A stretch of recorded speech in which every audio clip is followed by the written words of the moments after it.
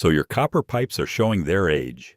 Maybe you're seeing pinhole leaks, green corrosion on your fittings, or your water pressure just isn't what it used to be. You've called a plumber for a quote on a whole house repipe and nearly fell out of your chair when they said somewhere between $8,000 and $15,000. Here's the thing. You can do this yourself for a fraction of that cost, and I'm going to walk you through the entire process from start to finish.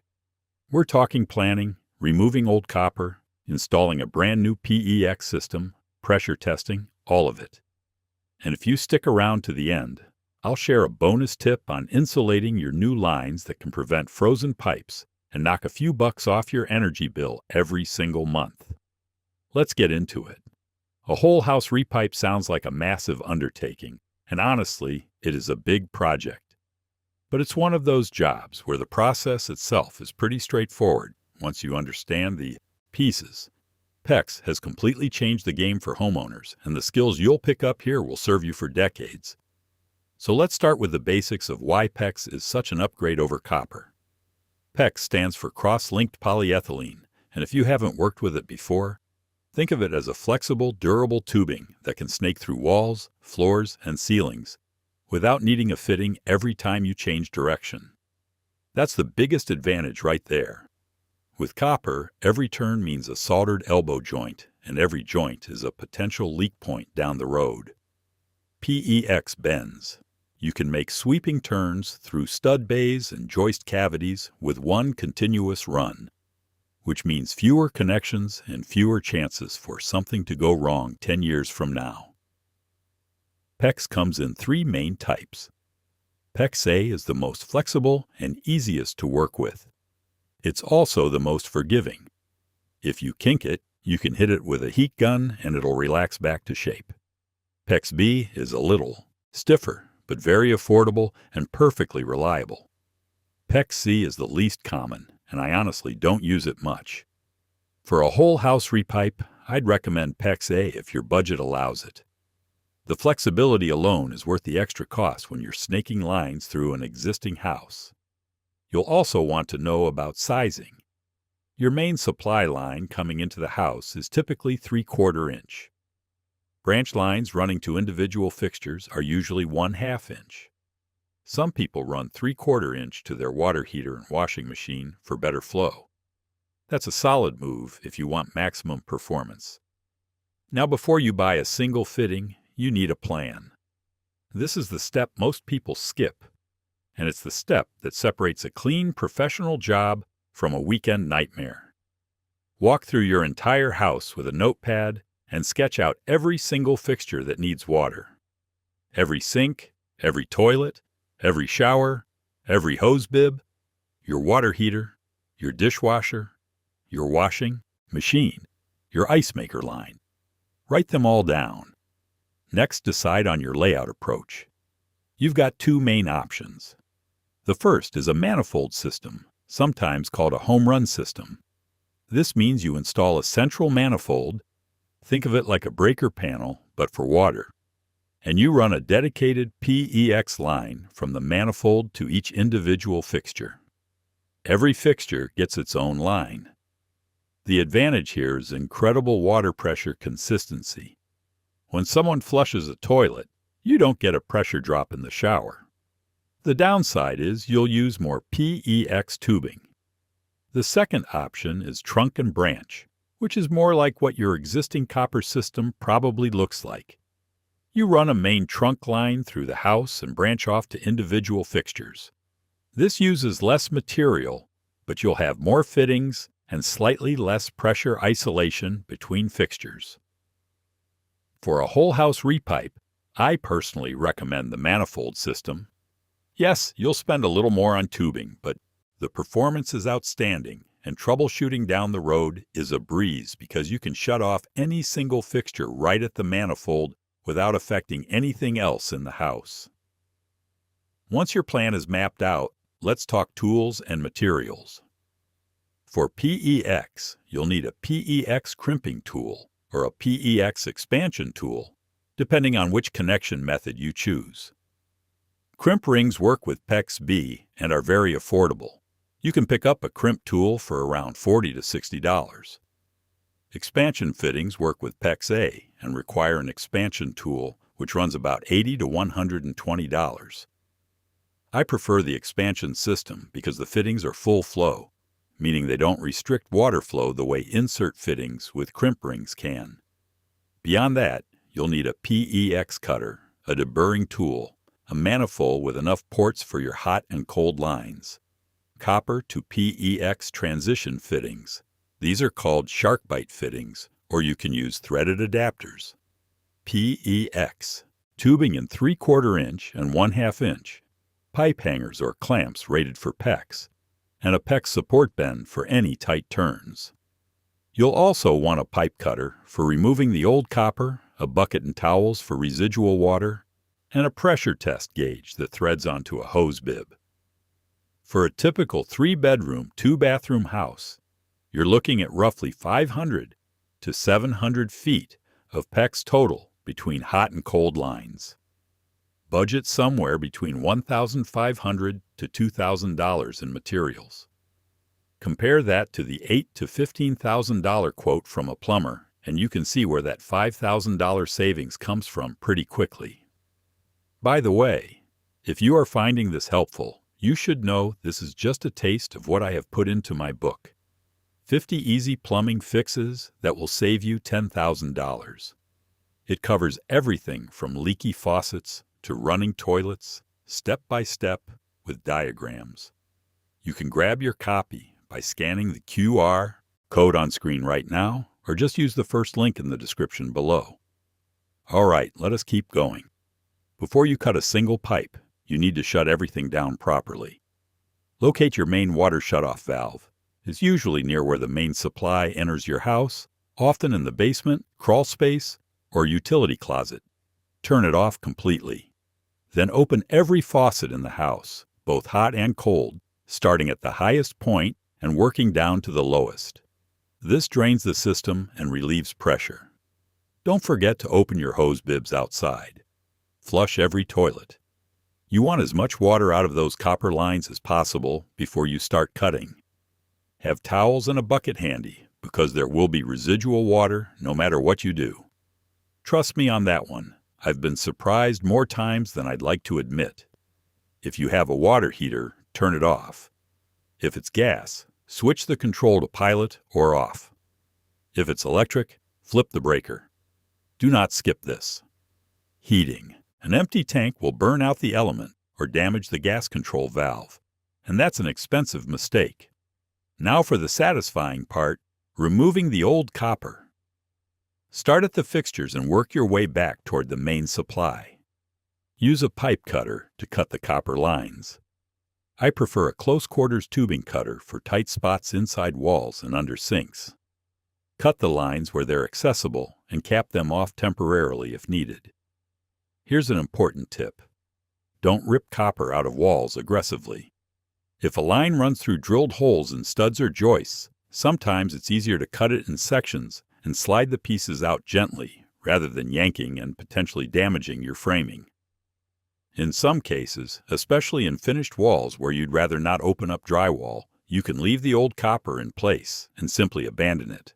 Cap both ends, disconnect it from the system, and run your new PEX through a different path. Plenty of professionals do this when the access isn't worth the demolition. Save your old copper, by the way. Scrap copper prices fluctuate, but you can typically get $2 to $3 per pound at a recycling center. On a whole house repipe, that can add up to a couple $100 back in your pocket. Time to install your manifold. Choose a central location. The basement, utility room, or garage is ideal. You want it accessible for future maintenance and as centrally located as possible to keep your line runs short and efficient. Mount the manifold to the wall using the included brackets. Make sure it's level. You'll have a hot side and a cold side, each with individual ports and shutoff valves. Connect your main cold water supply to the cold manifold inlet using a 3/4 inch transition fitting. From the cold manifold, you'll also run a 3/4 inch line to your water heater. The hot output from your water heater connects to your hot manifold inlet. Now every port on the cold manifold feeds cold water to a specific fixture, and every port on the hot manifold feeds hot water to a specific fixture. Label every single port. I use a label maker, but a permanent marker and a piece of tape works just fine. Write the fixture name next to each port. Master shower hot, kitchen sink cold, guest bath toilet. This seems tedious now, but you'll thank yourself later when you need to isolate a single fixture for a repair. Running PEX through an existing house is where the real work happens. But PEX's flexibility makes it far easier than you'd think. Start at the manifold and run each line to its destination fixture. Use the shortest, most direct route possible. PEX can run through drilled holes and studs and joists, just like copper. But you need to follow the same code requirements. The hole should be at least 1 1/4 inches from the edge of the stud for 1/2 inch PEX, and you should use nail plates anywhere a line runs within 1 1/2 inches of the face of a stud. Nail plates are cheap metal guards that prevent a drywall screw or nail from puncturing your line down the road. Support your PEX lines with hangers or clamps every 32 inches on horizontal runs and every 4 to 6 feet on vertical runs. Most codes require this, and properly supported lines won't sag or rattle when the water turns on. One thing to keep in mind, PEX expands and contracts with temperature changes more than copper does. Leave a little slack in your runs, especially on hot water lines. Don't pull them drum tight. A gentle curve or loop at direction changes gives the tubing room to move without stressing the fittings. When you reach your fixtures, you'll need to transition from PEX to whatever your fixture connection requires. Under sinks, you'll typically use a PEX to compression adapter or a PEX to threaded adapter that connects to your supply valve. For toilets, same idea, PEX to supply valve adapter. For showers and tubs, you'll use a PEX drop ear elbow that screws to the framing and gives you a threaded connection for your shower arm or tub spout. Dishwashers and ice makers usually connect with a 3/8 inch compression fitting, so you'll use a 1/2 inch PEX to 3/8 inch compression adapter. Washing machines get 1/2 inch PEX to 3/4 inch threaded adapters for the hose bibs. At every connection, make sure you're using the correct method for your PEX type. If you're using expansion fittings, expand the PEX, slide it over the fitting, and let it shrink back for a watertight seal. If you're using crimp rings, slide the ring over the PEX, insert the fitting, position the ring about 1/8 to 1/4 inch from the end, and crimp it with your tool. After crimping, use a go-no-go gauge to verify the crimp is within spec. This takes 2 seconds and gives you peace of mind that the connection is solid. Before you turn the water back on, pressure test the entire system. This is non-negotiable. Oh no. All fixture valves and faucets. Connect a pressure test gauge to a hose bib or test port on your manifold. Slowly turn the main water supply back on and let the system pressure rise to your normal household pressure, which is typically between 40 and 60 psi. Watch the gauge for at least 30 minutes. If the needle doesn't drop, you're good. If it drops even slightly, you've got a leak somewhere, and you need to find it before you button anything up. Let's go over some issues you might run into and how to deal with them. First, a fitting that leaks during pressure testing. This is the most common issue, and it usually means the crimp wasn't fully seated or the expansion didn't fully recover. For crimp connections, cut the fitting out, install a new one, and recrimp. For expansion connections, the PEX may not have fully shrunk. Give it a few more minutes in warm conditions or gently warm it with a heat gun and check again. Second, low pressure at a specific fixture. This usually means a kink somewhere in the line running to that fixture. Trace the line and look for sharp bends. PEX A can be repaired with a heat gun on minor kinks. PEX B kinks usually mean you need to cut out that section and add a coupling. Third, water hammer banging noises when valves close quickly. Install a water hammer arrestor at the fixture causing the issue. These thread right onto the supply valve and absorb the shock wave. Fourth, a manifold port that won't shut off completely. The valve seat may have debris in it from installation. Open and close it several times rapidly to flush it out. If that doesn't work, replace the valve cartridge. Fifth, PEX that's too short to reach a fixture. Don't stretch it. Use a PEX coupling to add a section. Couplings are perfectly reliable and code approved. Once pressure testing passes, open each fixture one at a time, starting closest to the manifold and working outward. Let each one run for a minute or two to flush any debris. Check every connection visually for drips. Run both hot and cold. Verify your water heater is functioning properly and delivering hot water to every hot line. Check your outdoor hose bibs. Test your dishwasher and washing machine by running short cycles. All right, here's that bonus tip I mentioned at the start. Once all your new PEX lines are in and tested, take the time to insulate them. Pick up foam pipe insulation. It comes in 6-foot lengths for about $1 to $1.50 per piece. Slit it over every accessible hot water line from the water heater all the way to the fixtures. This does two things. First, it reduces heat loss, which means your water heater doesn't work as hard, saving you energy every single month. Second, and this is the big one, it protects your lines in unheated spaces like crawl spaces, garages, and exterior walls from freezing in the winter. PEX is more freeze-resistant than copper. It can expand slightly without bursting, but it's not freeze-proof. Insulation is cheap insurance. I do this on every single repipe job, and I've never had a callback for a frozen line. Takes about an hour for a whole house and costs maybe $30 to $40 in materials. That's the kind of return on investment that makes this whole project worth it. That wraps it up. If this was useful, you will love the full book. 50 step-by-step plumbing fixes with diagrams, all in one guide. Link is below.